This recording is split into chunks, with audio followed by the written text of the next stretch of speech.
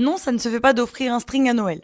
On n'offre pas un string à Noël. Et il y a plein d'autres règles pour être un invité parfait et un hôte parfait. Aujourd'hui, on va parler des invités. Demain, on verra pour l'hôte. Bienvenue dans ce 10e épisode, ça fait déjà 10 jours, du calendrier de l'Avent 2025. Tout d'abord, on va parler outfit.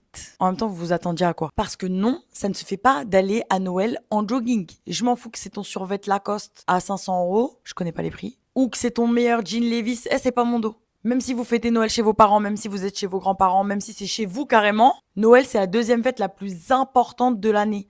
D'accord? La première, c'est Pâques. Donc on se fait beau, on s'apprête, on sort les tenues qu'on garde pour les grandes occasions. Et on évite de les tacher. Ce qui signifie, vous n'êtes pas obligé de mettre des paillettes, mais faites quand même un effort vestimentaire. Quand je dis vestimentaire, ça englobe un peu tout. Faut absolument soigner son apparence. Messieurs, on se taille la barbe. Mesdames, faites-vous plaisir. Coiffure, maquillage, parfum, sac, talons, paillettes. Par contre, quand je vous dis qu'on sort le grand jeu, on se calme encore une fois. On sort pas ses nichons. On sort pas son derrière. On met pas des trucs super courts. On met pas des trucs super décolletés. On est en famille. On n'est pas à la Fashion Week. On n'est pas en boîte de nuit. Alors quand je vous dis un truc court, c'est pas un truc qui va à la mi-cuisse. C'est un truc vraiment court. Où on voit ce qui se passe en dessous quand vous vous asseyez, quoi. Surtout si vous allez à la messe de minuit après le dîner, encore pire. Si jamais dans votre famille, ils aiment bien faire un peu des thèmes, nous par exemple cette année c'est blanc et doré, essayez de respecter le thème. Vous n'êtes pas obligé d'être en pingouin tout blanc et avec un nœud pape doré, faut pas abuser.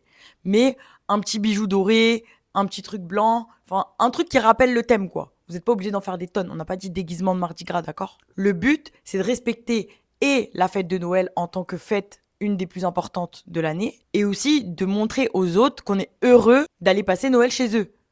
Ou à vos invités que vous êtes heureux qu'ils viennent passer Noël chez vous. On continue avec un point très important, on n'arrive jamais les mains vides. Jamais. Mais ça déjà de base c'est une règle pour n'importe quelle invitation. Mais alors à Noël, enfin c'est pas Noël pour rien quoi. On débarque pas les mains vides en mode ouais je suis là j'ai faim, quand est-ce qu'on passe à table, ils sont où mes cadeaux, peu de tenue. Même si par exemple vous faites Secret Santa ou que vous avez déjà fait vos cadeaux dans votre tête, un geste, on n'a pas dit un cadeau, on a dit un petit geste pour les autres, ça fera toujours plaisir. Ils ont quand même préparé leur maison, leur table, etc. Ils ont fait tout ce qu'il faut pour vous accueillir dans les meilleures conditions. Il faut montrer que ça vous touche, que ça vous fait plaisir, apporter un petit truc, petit truc. Et ça peut être ultra simple, il n'y a pas besoin de se prendre la tête. Un petit dessert, une petite boîte de chocolat, une bouteille si vous avez envie, si vous savez que les autres boivent bien sûr, une bougie, un bouquet de fleurs. Si vous connaissez bien la maîtresse de maison, un joli vase par exemple. Mais quoi qu'il arrive, on n'arrive jamais les mains vides et peu importe ce que vous apporterez, ça fera toujours plaisir aux personnes qui vous reçoivent. Astuce pratique pour ceux qui ont des enfants ou ceux qui ont par exemple un ou une chérie qui met beaucoup trop de temps, donc vous partez à la bourre, etc. Préparez un sac que vous mettez devant la porte. Vous mettez tout ce que vous ne devez pas oublier. Dans les idées cadeaux aux autres, vous pouvez aussi offrir par exemple une Bible décorative. Moi, je sais que c'est quelque chose qui se fait énormément chez nous. C'est logique parce que du coup, Noël, c'est la naissance de Jésus. Et nous, de toute façon, on est chrétiens. Donc forcément, si on offre quelque chose, ça peut totalement être en rapport avec le christianisme et ça va choquer personne. Maintenant, parlons de ce qui est interdit. Parce qu'il y a quand même des cadeaux qui passent pas super bien. Et honnêtement, à mon sens, Noël, c'est pas le meilleur moment pour créer des tensions inutiles. En tout premier, j'ai déjà vu des gens, pas dans ma famille, grâce à Dieu, s'offrir pendant des repas comme ça de famille pour des anniversaires ou pour des Noëls ou pour des... peu importe, de la lingerie ou d'autres choses encore pires. Heureusement que je ne fais plus partie de ces cercles-là, mais... Personnellement, ça me gênerait énormément de recevoir ce genre de cadeau en famille devant tout le monde. Déjà, ça me gênerait de base, peu importe l'occasion. Mais c'est une autre histoire. Et c'est pareil pour les cadeaux qui sont un peu cheap. Genre, tu peux pas offrir à quelqu'un des chaussettes de Noël. Ça fait un peu, je sais pas. Ou un porte-clés, ou je sais pas. Les trucs comme ça, vous savez très bien ce qui est cheap ou ce qui l'est pas. L'objectif, c'est de faire plaisir. C'est pas que la personne pense que vous vous moquez d'elle. En tout cas, tout ce sur quoi vous avez un doute, tout ce qui peut paraître indécent, tout ce qui peut paraître vraiment cheap, vous évitez en famille, devant les grands-parents, devant les parents et tout. C'est un peu la honte. On fait pas ce genre de choses, d'accord? Personnellement, quand je veux offrir un cadeau, je pense à ce dont la personne a besoin, ou en tout cas, une chose que la personne va utiliser, un truc vraiment qui va être utile dans son quotidien. De un, elle va penser à moi chaque fois qu'elle va l'utiliser. Et de deux, c'est pas un énième bibelot qu'elle va poser dans sa bibliothèque et qu'elle utilisera jamais de sa vie. Maintenant, parlons de comment être un invité parfait. Je sais que vous aimez pas quand vous devez faire des efforts, mais c'est pas grave. Écoutez Tata, vous regretterez jamais. Même si on est là pour profiter, même si on est en famille, il y a quelques petites règles à respecter.